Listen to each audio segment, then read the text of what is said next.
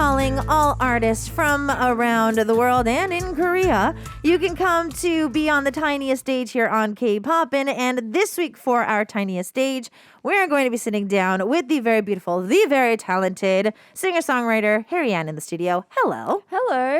Thank you so much for having me. Thank you so much for being here. So first of all, I sense a little bit of an accent. Yes. The accent I am kind of, is it Australian? Yes, you are right. Are you an Absolutely. Aussie? Yes, I am an Aussie. Yay! We got an Aussie in the studio. I've never been to Australia. Oh, okay. I hear it's beautiful, but we do actually have a lot of Aussie listeners. Oh, okay. So I didn't know. Where are you from? If you don't mind, I mean, you don't have to give us like the exact address, but like, you know. Yeah. Well, the last place I studied, I was studying in Canberra. Okay. Yeah. Okay. So you could say I'm from Canberra. Okay. Yeah. So all of our Aussie listeners, we've got her in the studio. Hello. Say hello. Watch, sometimes when we have our guests that are from Australia here, we start seeing like, have you been to this restaurant? Do you miss? So those kind of questions might pop up a little bit later. Yeah. All right. So, Harrianne, we're going to talk about your career today. We're going to be talking about you. We're going to get to know you as much as we can, inside and out. So you did, because when she first walked into the studio, I asked her, is Korean more comfortable? Is English more comfortable? She said English is way more comfortable. Yeah. So we need to get to the bottom of this. Is there a reason? Were you born and raised in Australia? Were you born in the US? Were you born here? Like, what's your backstory? So my backstory is I grew up in Australia. Okay. And I didn't come... Well, I came back to Korea quite often during the holidays to spend time with my family. But that's kind of the extent that I came to Korea for. Right. Until I started pursuing music like full time. Right. Even though I kept going back and forth. Uh-huh. And so I think I'm more comfortable in English because I think in English, Okay. for the majority of times. Okay. Yeah. Okay. And when I'm a little bit like in uncomfortable or unfamiliar situations, I'm more comfortable in English. Right. Yeah. Because you think quicker. Yeah, exactly. Right. And you it don't have to comes out process quicker. Yeah, it. yeah, exactly. There we go. Yeah. Okay. So, with this, yes, we're definitely going to start seeing some like, what's your favorite food? What do you miss about Australia? All these questions are going to start coming in later. Awesome. So, for all of our Aussies out there, come on, let's send those questions in. But first off, we are here. I did tell her this. I have a little fangirl moment. I love her voice. Oh, thank you so much. I'm a sucker for her voice. She's got a beautiful voice. So, Harrianne, we need to know, did you always have this beautiful of a voice, or were you a singer at heart from like a very young age, or did this come on later? Like, how did music start becoming a part of your life? Yeah, well, I loved singing ever since I was a little girl. Okay. So that's always been just like my thing. Right. But I didn't know I had like a different type of voice. It wasn't specifically trained to sound this way until people started telling me, "Oh, your voice is so different," and I'm like, "Oh, is it?" It's like, is that a good thing? Yeah, or is that a bad thing? Yeah. But yeah, no, I've always enjoyed singing, and I've always loved listening to music as well, and lots of different genres. So yeah, I've always loved music and singing and performing. Okay, well, I mean, I guess for a certain extent, like especially with Korean Americans, like for us anyways, you know, there's the church background where, you know, praise team always ends up becoming like a structure for you to be in, you know, in the music world, or to sing, or to be adapted to instruments, or, you know, you go to piano school because mom or dad is going to make you, or you choose the violin, or, you know, there's the archetypal, the cookie cutter kind of type of experiences we all have. Was it the same for you in your exposure to music, or? No. So I think I was just like, I've always just loved music. Okay. Like, I think I was exposed to music from a young age. Like, my parents loved like ABBA, Deep Purple, the Beatles, and so I really liked listening to music. Okay. And then I'm not sure about you, but we grew up in the era of like MP3s before iPhones came along. Before streaming was a thing. Right. And so like it was my hobby to like download music and search for music.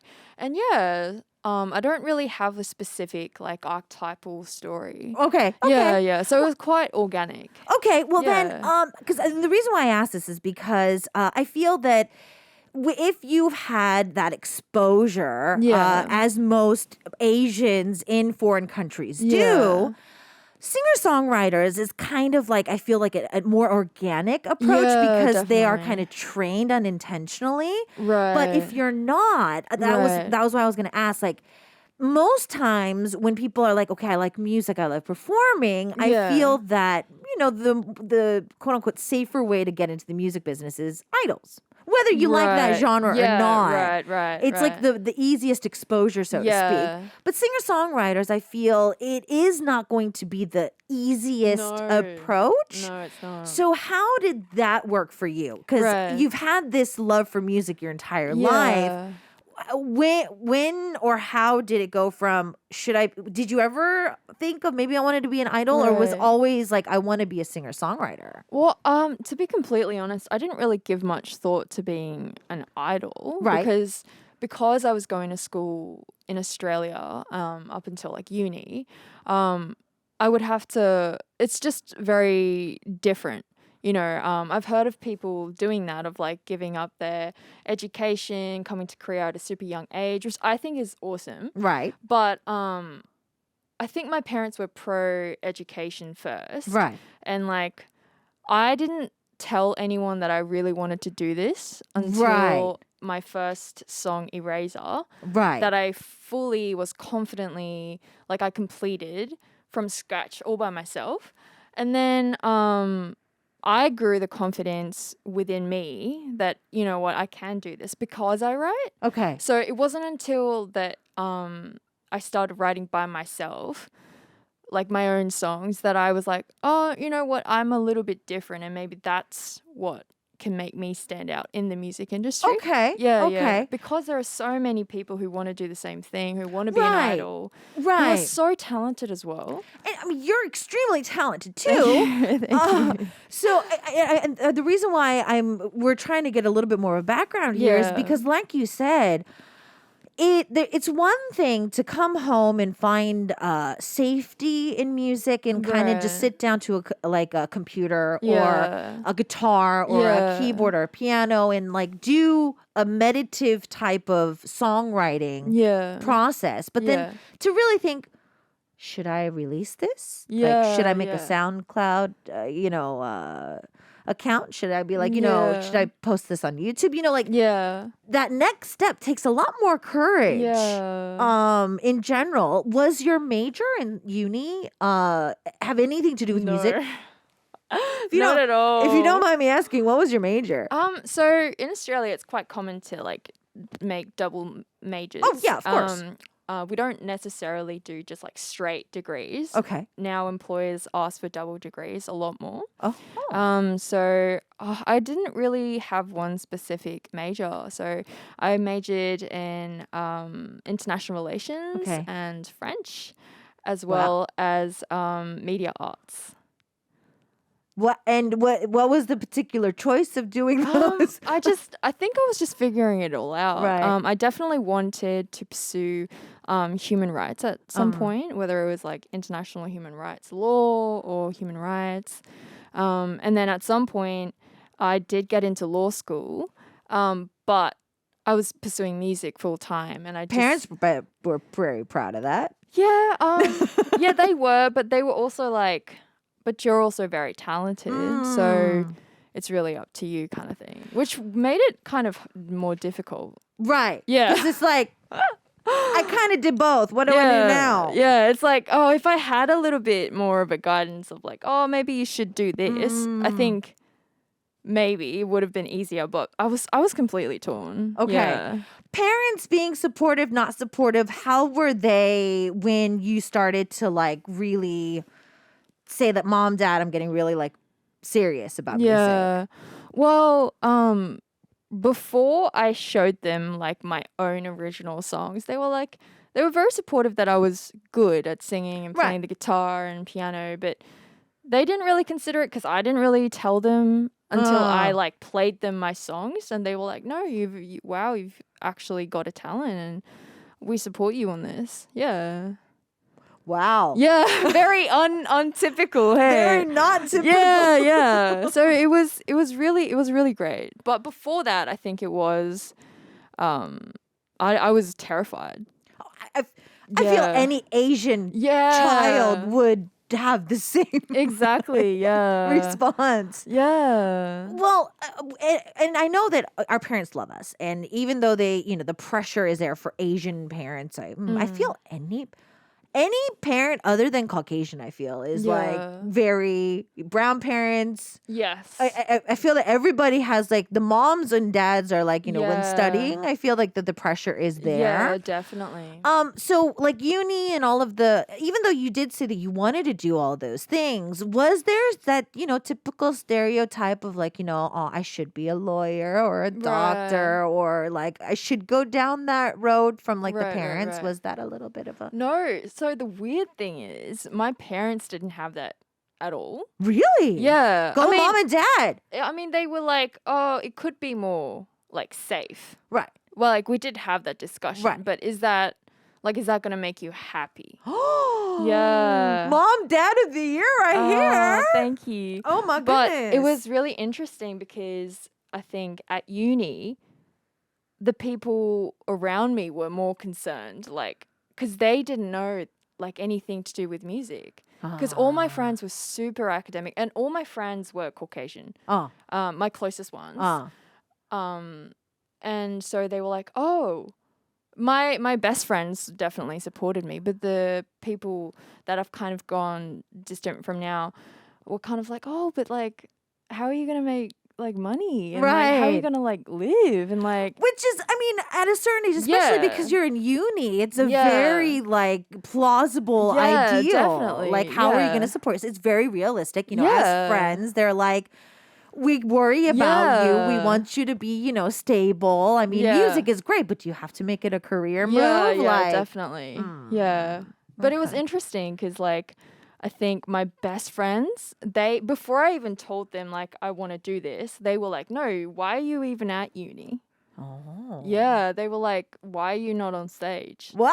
Yeah. Ooh, I got chills after that. Yeah. Okay, so let's go back to that first single. Do you remember so how did it even come to the surface? Like, how did you sign with a label? Did you make the song? Did you pitch the demos to companies? Did you post it online? Like, how was it released? Right. So I just graduated high school, and a lot of people, because if you listen to the song, it's like it's kind of like personalized to sound like it's a person, but it's actually not about a person. After I was done from high school, I was like, I'm done. And like, this is over. Like high school was just, not a happy experience at all. And so, and being a teenager is super hard. And I was just like, I'm embracing my life, new chapter into adulthood now. And this is gone. Like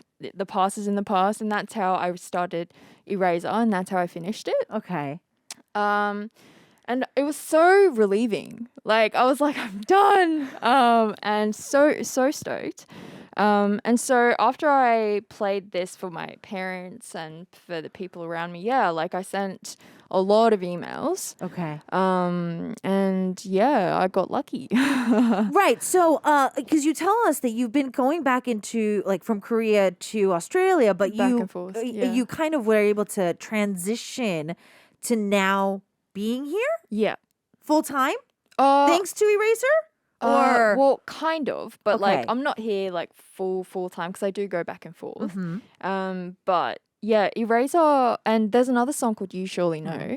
Those two songs were the songs that got me like super like into this industry, like full time. Yeah. Okay. So you have representation here. Yeah. All right. Yeah. Well, because you are going to be gracing us with some great performances today, I want to give you a chance to take your mask off if you would like to perform. Yeah. Get a chance to have a little bit of a sip of water since you've been talking so much. Yeah. So I'll give you time to do that. Okay. So we've got Harrianne in the studio today. I am getting too sucked into today's interview because it is so so much fun. So Harrianne is going to take her mask off. She's going to take a sip of water. We're going to get her ready for her to sing the song that started it all for her career. You can take Eraser's lyrics however you would like, but it is definitely something for her. It was an end of a chapter that she really wanted to get over with. So we are going to turn off our lights, get ready for the performance as we've got Harrianne in the studio. She's going to be singing live for us. Eraser, ready when you are. Yep, ready. All right, music cue.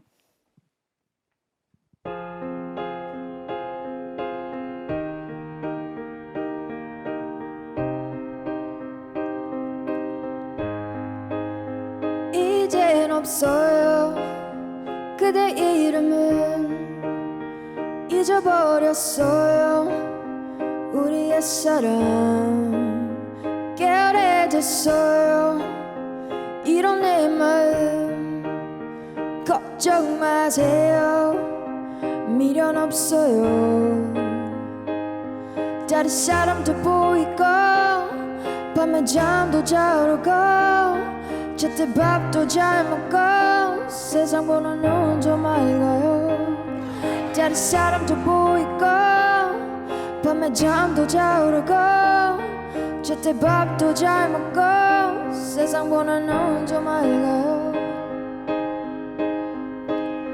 차라리 없는 게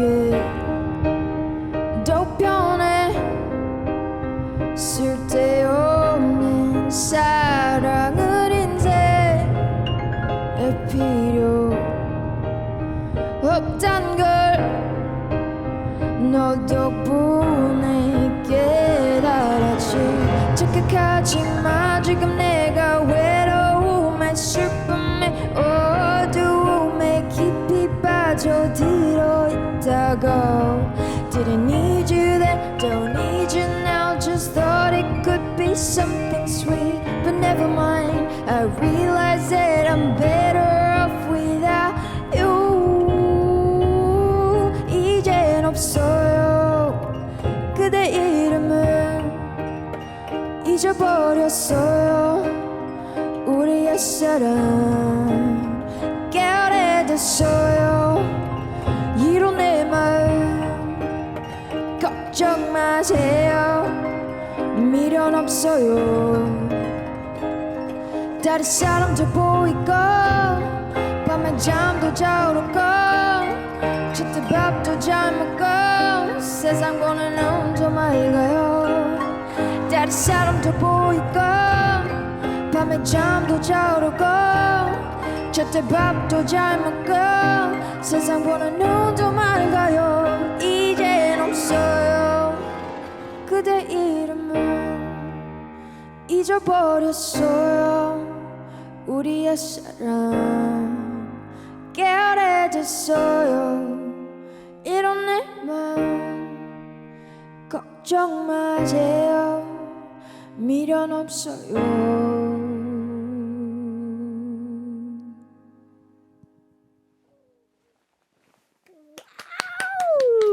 That was live, ladies and gentlemen. We've got the beautiful vocalist, Harrianne, in the studio. Beautiful vocals as well. Our listeners are coming in with a voice like that. No wonder her parents were super supportive. Oh, thank you. Our listeners are saying, such a lovely voice. This is beautiful. Thank you for blessing my ears. And yeah, I feel that a lot of people are going to be adding your songs to their playlist. Oh, that'd be awesome. Thank you. After today's show. So, as a singer-songwriter, Yeah. I want to kind of I want to ask you to take us behind the scenes and share with us the process of how you create songs like Eraser. Because Right. over the years when I've interviewed artists, it depends sometimes if they play an instrument, they'll maybe just like meditate with their instrument. They might just kind of sit in front of it, play some chords, see what kind of comes. Some people like to write lyrics down like diaries or whenever they're inspired by certain Right. things. Sometimes it's a little bit of a mix of both. Yeah. Some people need to sit in front of their, like they need to lock themselves in a studio Yeah, right. and like be like, like work, think, brain, Yeah. think, and then Yeah, like, yeah, start making music. Yeah. So what's it like for you when you create music? Right. Well, definitely with the inspiration thing, it can strike anywhere at any time, which is a bit of a blessing and a curse. Because if you're like, for example, I really enjoy swimming. So if I'm doing laps at the pool and an idea comes up, I'm like, oh, Wow. well, I probably won't. I probably will not remember this, which sucks.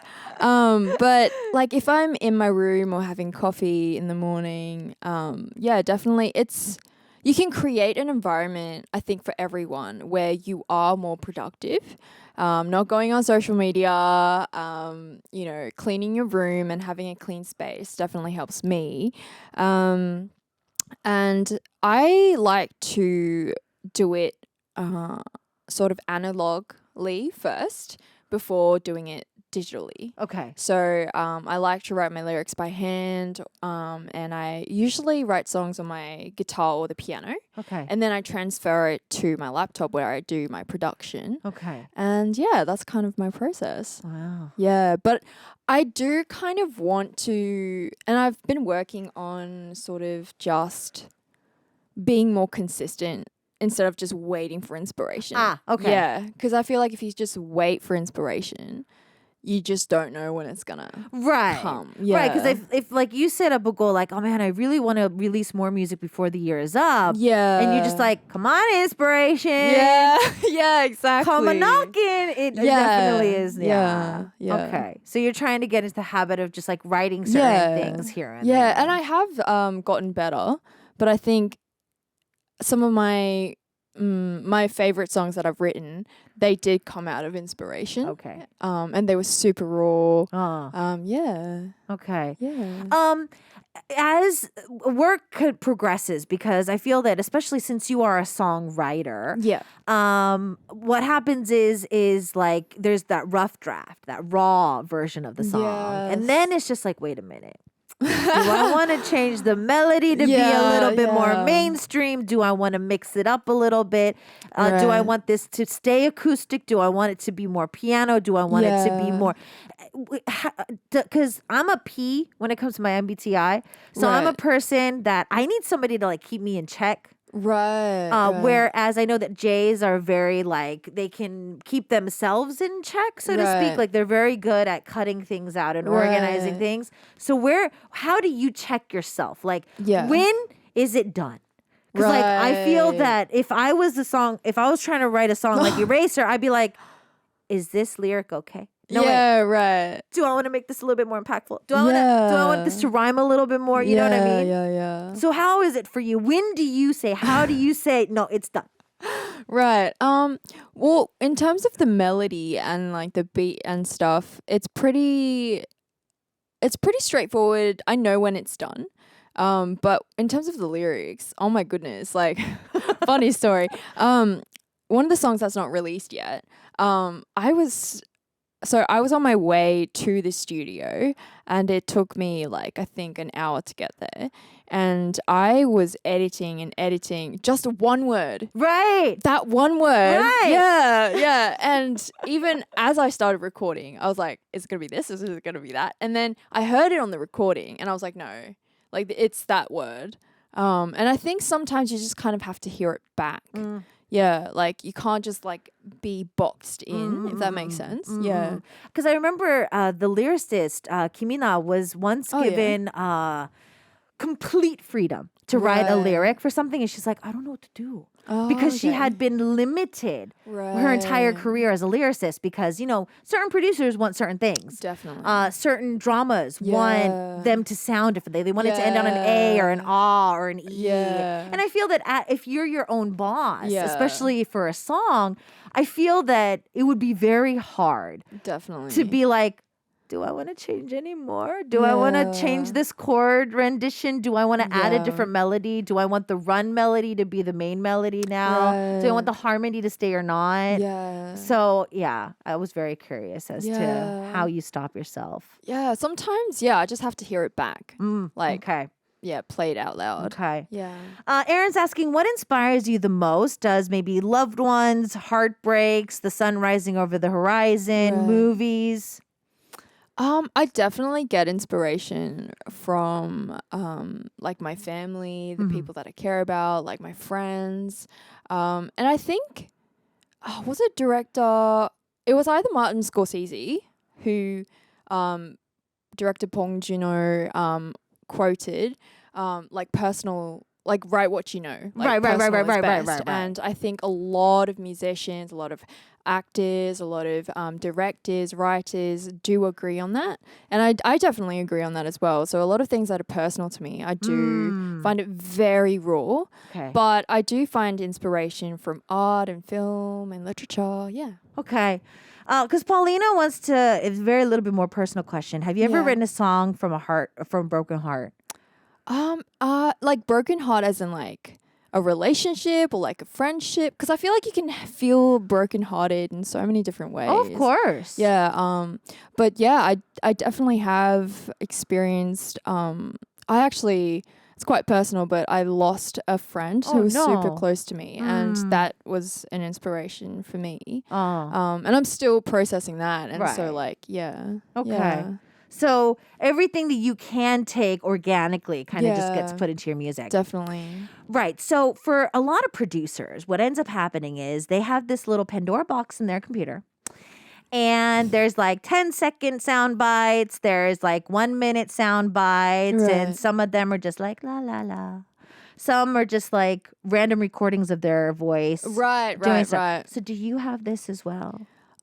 Like I do have lots of unreleased music, if that's what you mean. That, and just like, if there's like different sources, even on your like phone, do you have these little memos that you make randomly? That's like sources for future songs to be made by Harrianne. Right.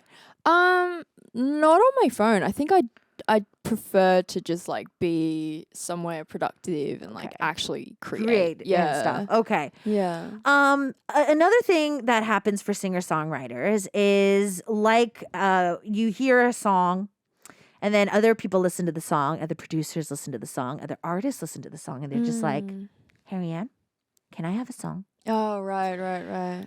Would you be willing to, or have you ever been approached by somebody to just give them a song? I have been approached, and I'm super open-minded to giving songs, but I think it really depends on so many different things. Right. But yeah, I am definitely open-minded.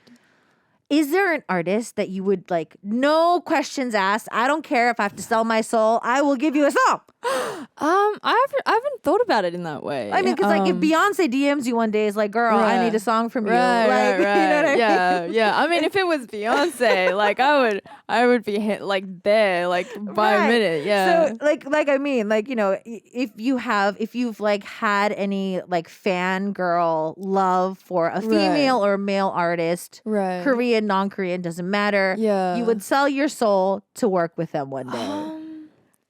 Well, I definitely have musicians that I admire, but I've never actually thought about like working with them, because I hear, so I've read a lot of and watched a lot of documentaries, and a lot of like musicians who are younger or like came later in the industry get a little bit disappointed and hurt from their experience with working with their idols, like with the people that they admire, because it's not.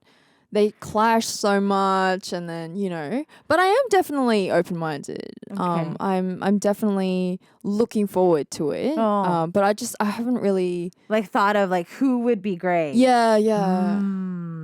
Okay. Yeah. Right. I was thinking maybe it's like a way to connect her with like BTS or like, some other artists. Right. Okay, she's smart. She's smarter than that. She's not gonna fall into. She's not gonna fall into dangerous territory today. So I've been kind of searching for you online. It looks like you like to do covers as well. Yeah. So is the covers thing for you? Is that a way for like practicing? Right. Or is that a way for you to just like express yourself differently from the singing, and like the singer-songwriter side of you? When did that kind of all start? Well, you said it perfectly. It's well, it's definitely it's just music that I love Okay. and also practice, but also like exposure to people. I feel like like-minded people who also like the music. Okay. Yeah. Okay, so that's kind of like another side of you, so yeah. to speak. Yeah, exactly. Okay. Yeah. So could you maybe name for our listeners like some of the songs that you have done? Yeah, so I think one of my most popular covers is Make You Feel My Love, the Adele rendition, and Doja Cat and Nicki Minaj's collaboration, Say So. Uh-huh. And there's an Australian band, they're not active anymore, but the vocalist is. They're called Thirsty Merc.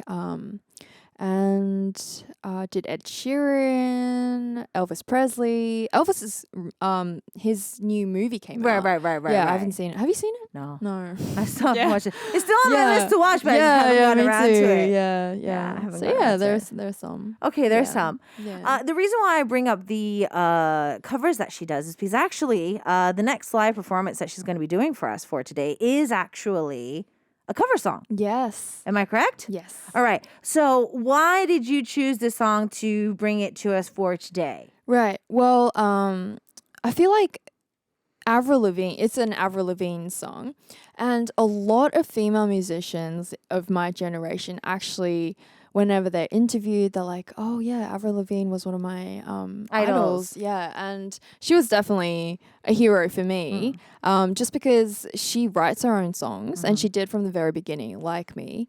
And she had, from what I'm aware of, a lot of people in the industry like telling her what to wear and like, you know, how to present herself and how to act and all these things. And she really stuck to herself and like what she wants to be. And I loved that about her. And for me, because I loved Avril Lavigne's music, like especially her Let Go album, it was released in 2002. And like I grew up in the 2000s, and it's really me embracing my inner child. Okay. And yeah, it's why I started loving music, you know, as a child. And so I chose Nobody's Fool by Avril Lavigne. Okay, well, since you've explained it so perfectly, I'm going to give you a chance to drink some more water, Yes. take a little bit of a break to get ready. For those of you who are just joining us, we have our Tiniest Stage getting ready for yet another performance. We have the beautiful and the very talented Harrianne at the studio. She has decided to bring for us another great performance to check out. It is her version of Nobody's Fool, and I think we're ready. Are we ready? Yes. All right, music, cue.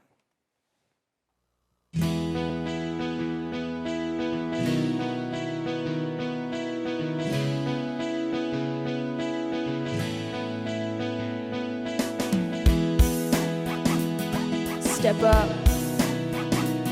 Step up. Fall back.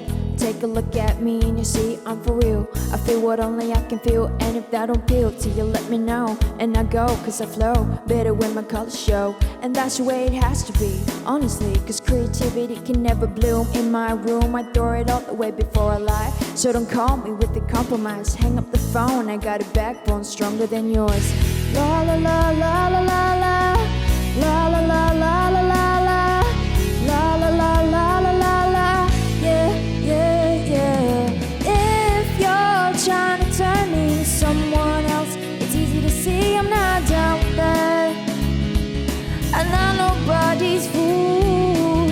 If you're trying to turn me into something else, I've seen it enough and I'm over that. I'm not nobody's fool. If you wanna bring me down, go ahead and try. Go ahead and don't know.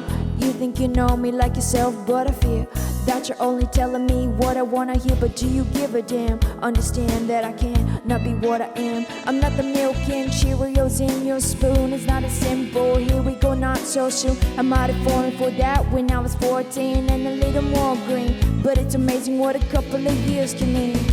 La la la la la la la. La la la la la la la. La la la la la la la. Yeah.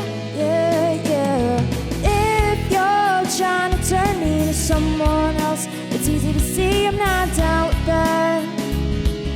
I'm not nobody's fool. If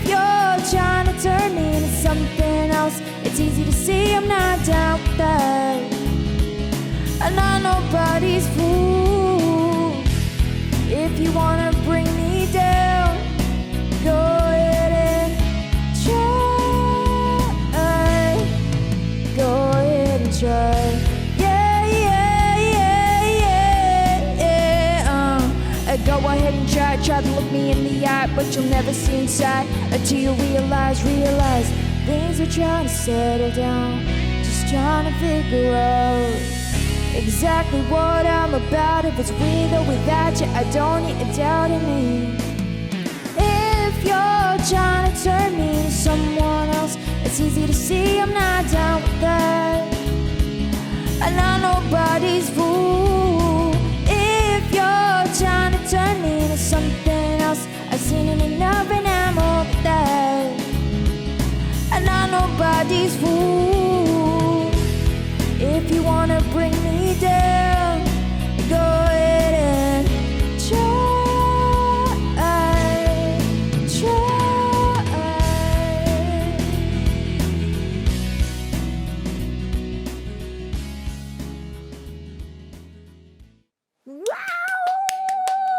That was live as well. We got the beautiful and talented Harrianne in the studio today for our tiniest stage. And oh my goodness, I'm so glad I have this job. I get a chance to listen to so many amazing artists. This is amazing. Okay, so we've been getting to know Harrianne. Obviously, for those of you who haven't gotten a chance to listen to all of the interview today, we're going to be posting this up on our YouTube channel. It's going to go up. VLive is going to save automatically. You're going to get a chance to re-listen to all of these. The videos are going to go up as well. So we've been talking about your career. You've kind of walked us through your entire start to this. And I feel that all artists have a dream, like their ultimate dream of what kind of stage they would like to perform on. Is there a specific concert hall or a specific tour or a specific kind of artist you would like to be in the future? I definitely would love to meet my fans one day and tour, probably overseas and in Korea. In terms of like who do I want to be like, I don't really have one person I'd like to be like. I feel like everybody has their own story. Right. So yeah. Okay. Yeah. Because I know that busking is quite popular overseas as well, but I feel that the busking culture in Korea kind of has really cemented itself in a lot of different ways. Right. Would you be willing to kind of take that guitar of yours and kind of head out to the streets of Hongdae or? I think I'm not sure. Like I'd be open to busking, but I feel like I think I'd want to play at a concert. Aww. Yeah. So maximum, you know, because like there's like Wembley Stadium and stuff like that. You know, there's like so many like these big concert halls, and that we're always told to dream big. Yeah. Is there any stadium that you would really love to like one day? I'm gonna fill this stadium and I'm gonna be giving my own solo concert. Right. I've actually never thought about like stadiums. Like, yeah, I think it's for me because I'm always like consistently writing. I don't know. Maybe I'd like more exposure. Okay. But I'm not really sure about like which stadium you would like to yeah perform in later on. Yeah. Okay, so Aaron keeps asking about your social media account. Yeah. You do have an IG account. Yeah, I do. Give us the IG. It's Harry Tune, so it's HARRITUNES.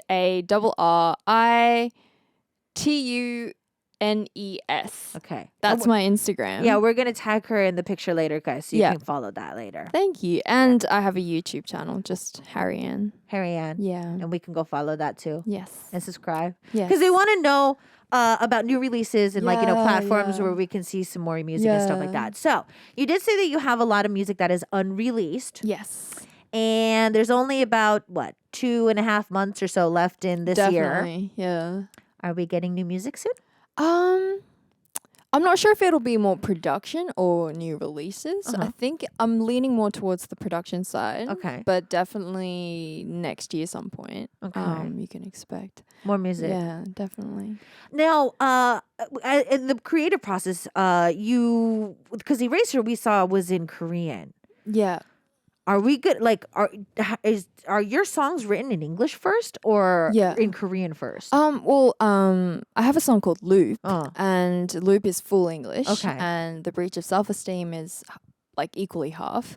I have songs that are fully like English and then fully Korean, and then just like mixed. Yeah. So you just kind of go with the flow. Yeah. Okay. Definitely. Okay.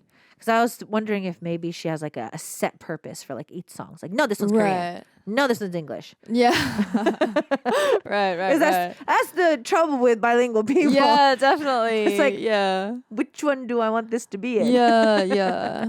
Okay, then can we get a little bit of a peek at maybe next time we see a release? Do you feel it's going to be in English or is it going to be in Korean? I have no idea. Okay. Yeah. I was thinking that maybe there's like a song that we can get spoilers for today. Yeah. I'm not sure. Okay. But yeah. Okay. Like I just said, there's not that much time left in 2022, right? Because I keep saying 2023 these days. So Already in the 23. because I'm reading news articles about what's happening next year, and I'm just like, wait, when are we in? Yeah. So, do you have any spectacular plans? Are you going to plan spending maybe the rest of the new year in Korea? Are you going to be going back and forth? Are you going to be ringing the new year with your family, or? I think I'm not sure in terms of like location wise where I'll be. But in terms of like a goal, like I have to get certain things done in terms of like my production, and like there are a lot of songs that I have to edit as well.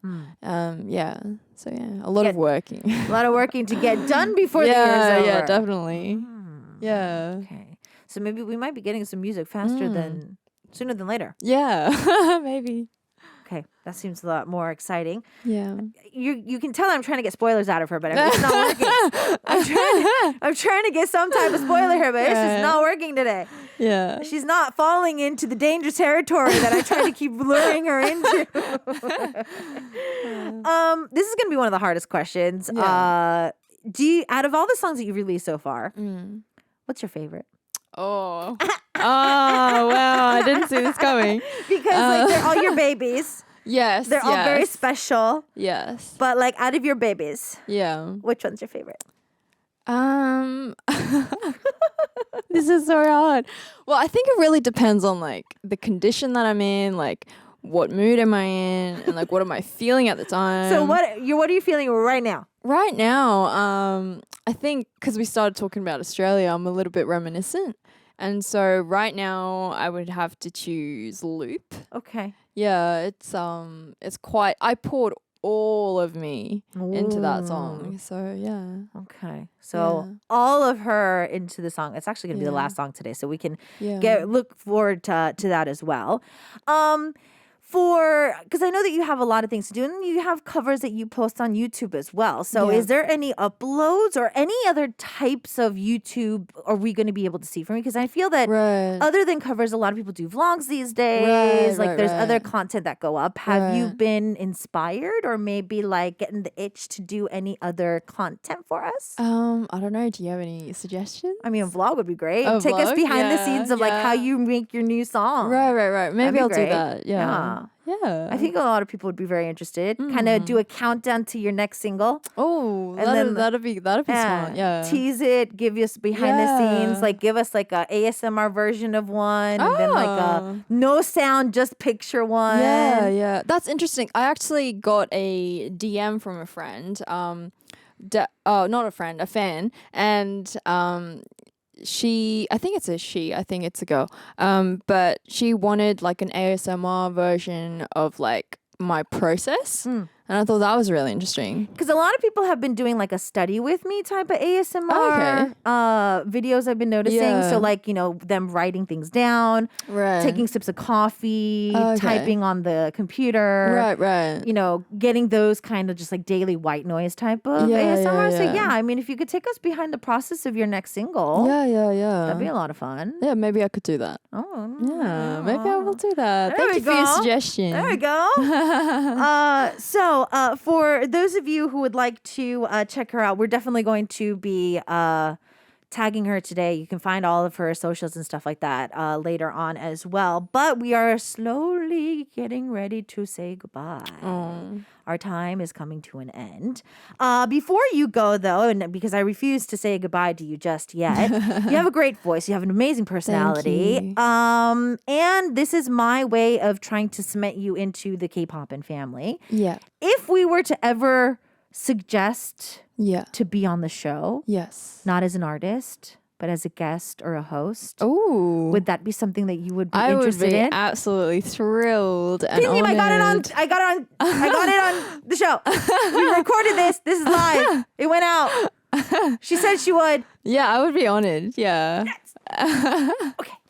So, Yeah. ladies and gentlemen, hopefully we can bring Harrianne into the studio as a weekly guest for something, or Yeah, that'd be awesome. find a way to trap her. I would love that. I would love that. Well, thank you so much for joining Thank us you. for today. And I just want to say congratulations on your 20th anniversary of your debut. Oh, you saw my. Yeah, I did my research and I went through your music and Oh, it's yeah. amazing. Like, congratulations. Oh, That's thank you. massive. Oh, yeah. Yeah, I hope the audience I'm knows. old.